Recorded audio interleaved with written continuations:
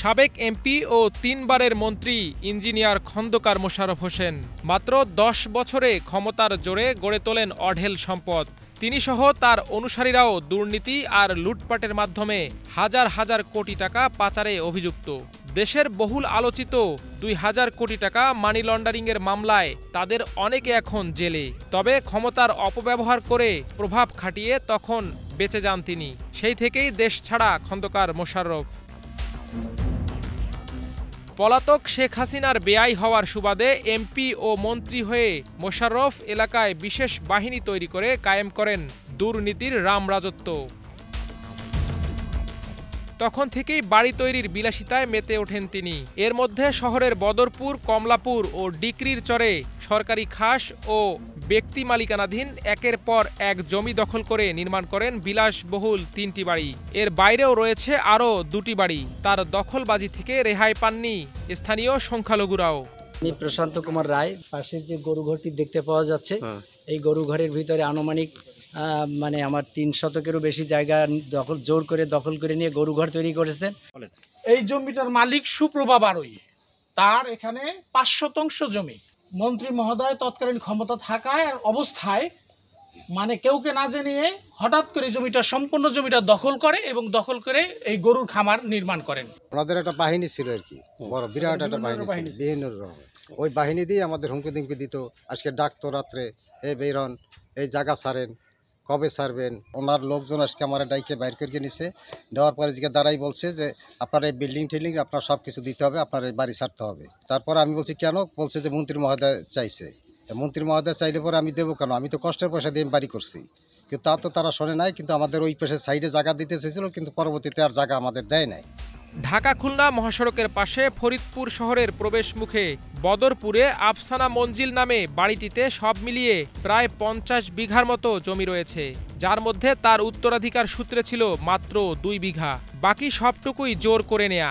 গাছপালায় ঢেকে থাকা আফসানা মঞ্জিলের প্রকৃত রূপ আসলে বাইরে থেকে বোঝার উপায় নেই।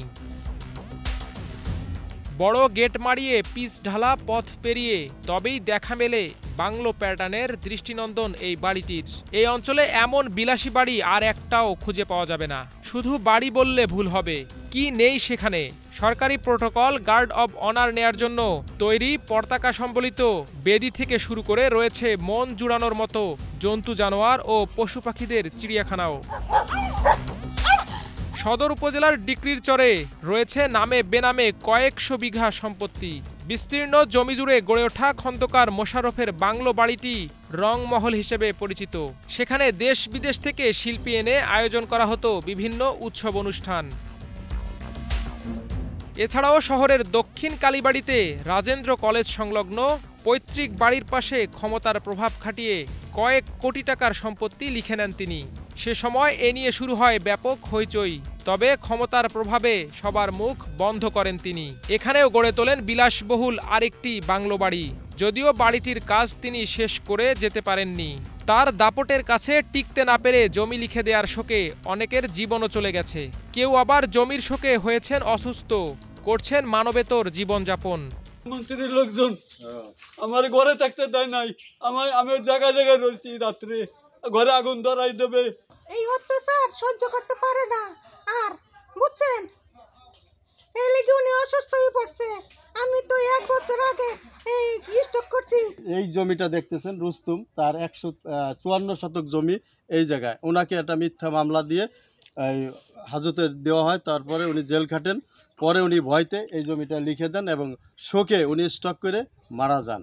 ইভেন আমার বাবাও, আমার ছোটো ভাইয়ের জায়গা বাড়ি আছে, আমাদের জায়গা আছে, আমার বাবাকেও তিনি বিভিন্নভাবে অপদস্থ করছেন। সেই চিন্তায়, সেই কষ্ট পেয়ে আমার বাবাও হার্ট স্ট্রোক করে 2020 সালে মারা যান। একসময় ক্ষমতার কেন্দ্র হিসেবে পরিচিত খন্দকার মোশাররফের রাজপ্রাসাদ সদৃশ বাড়িগুলো এখন খাঁ খাঁ বিরান ভূমিতে পরিণত হয়েছে। যে কালনটা ছিল সেকালে এই জায়গায় কেয়ারটেকার মেকারটা সবই ছিল। মনে করেন মেলা লোকজন আসতো এই জায়গা পাজনা পর্যন্ত, মনে করেন গান টান গা লোকজন আইনে গান গান গাওয়া হয়তো। এখন তো মনে করেন তারা ক্ষমতাতে চলে যাওয়ার পরে মনে করেন নাই কি ওই মাঝে মধ্যে এলাকার মানুষজন আসে, তাই আইসে বসে। 2009 সালের মাঝামাঝি থেকে ফরিদপুরে ভাইয়ের ছায়া হিসেবে আবির্ভূত হন খন্দকার মোহতেশাম হোসেন। তিনি খন্দকার মোশাররফের অলিখিত প্রতিনিধি হিসেবে ফরিদপুরের যাবতীয় কর্মকাণ্ড নিয়ন্ত্রণ করেন। তার ভাই খন্দকার মোহতেশাম হোসেন বাবুর তিনি ফরিদপুর উপজেলার চেয়ারম্যান ছিলেন। এই ফরিদপুর উপজেলায় ব্যবসায়িক এমন কোনো সুষ্ঠু ব্যবসায়ী নাই যে শান্তিমতো ব্যবসা করতে পারে। ওইখানে তাদের একটা সিন্ডিকেট গড়ে তুলছে।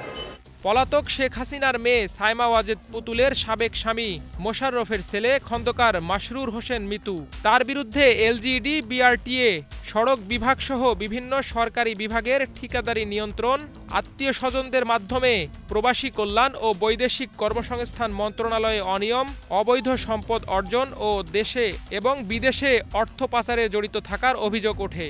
খন্দকার মোশাররফের হেলমেট বাহিনীর কাছে শুধু বিএনপি জামাতের নেতারাই নন, আওয়ামী লীগেরও অনেকে হামলা নির্যাতনের শিকার হন। তার বিরুদ্ধে যদি আওয়ামী লীগের কেউ সত্য কথা বলতো, সত্য কথাটা যদি তার বিরুদ্ধে যাইতো, তাকেও সে জেল খাটাইত। এসব অভিযোগের ব্যাপারে খন্দকার মোশাররফ বা তার পরিবারের বক্তব্য জানতে তাদের সাথে যোগাযোগের চেষ্টা করা হলেও তারা কেউ দেশে না থাকায় সম্ভব হয়নি। তার বদরপুরের বাড়ির কেয়ারটেকার বিল্লালের কাছে তাদের সাথে যোগাযোগের জন্য ফোন নাম্বার চাইলে তিনি পাশ কাটিয়ে যান। কাজ করাইতেছে কে? কোন কাজ? এই যে কাজ মন্ত্রীর মেয়ে করাইতেছে। মন্ত্রীর মেয়ে? কোন মেয়ে? কোন মেয়ে? সে বাইরে আছে। মানে কোন মেয়ে? দুই মেয়ে তো ওনার। কোন মেয়ে করা দিছে? বড় মেয়ে। ওনার মোবাইল নাম্বার আছে? জি আছে। দিয়ে দেবে আমারে? আচ্ছা যা কথা বলে আমি করতেছি, আপনার নাম্বারটা দিচ্ছি। কথা বলে নি, একটু কথা বলবেন? জি। অবশ্য এরই মাঝে তাদেরই একজন এসে মোবাইল থেকে কথা বলার সুযোগ করে দেন খন্দকার মোশাররফের জামাতা সাবেক এমপি কায়েদি মিল্লাদের সাথে। এ সময় তিনি দাবি করেন ফরিদপুরে তার শ্বশুর খন্দকার মোশাররফ হোসেনের সব সম্পত্তিরই বৈধ কাগজপত্র রয়েছে, তবে ক্ষমতার বদল হওয়ায় অনেকে মিথ্যা অভিযোগ করছেন বলে তিনি দাবি করেন। দুর্নীতি আর দখলবাজির কেলেঙ্কারিতে ব্যাপক সমালোচিত হয়ে পতন হয় তার। 2020 সালের জুনে তার আসনে কথিত এক শুদ্ধি অভিযানের পর ওই বছরের 26 জুন ঢাকার কাফরুল থানায় খন্দকার মোশাররফের ভাই খন্দকার বাবর সহ মোশাররফ অনুসারীদের বিরুদ্ধে 2000 কোটি টাকা পাচারের একটি মামলা করেন পুলিশের অপরাধ তদন্ত বিভাগের পরিদর্শক এস.এম. মিরাজ আল মাহমুদ। ওই শুদ্ধি অভিযানে গ্রেপ্তার হয় খন্দকার মোশাররফের একের পর এক আস্থাভাজন নেতাকর্মীরা। গ্রেপ্তার এড়াতে অনেকে গা ঢাকা দিয়ে পালিয়ে বাঁচেন।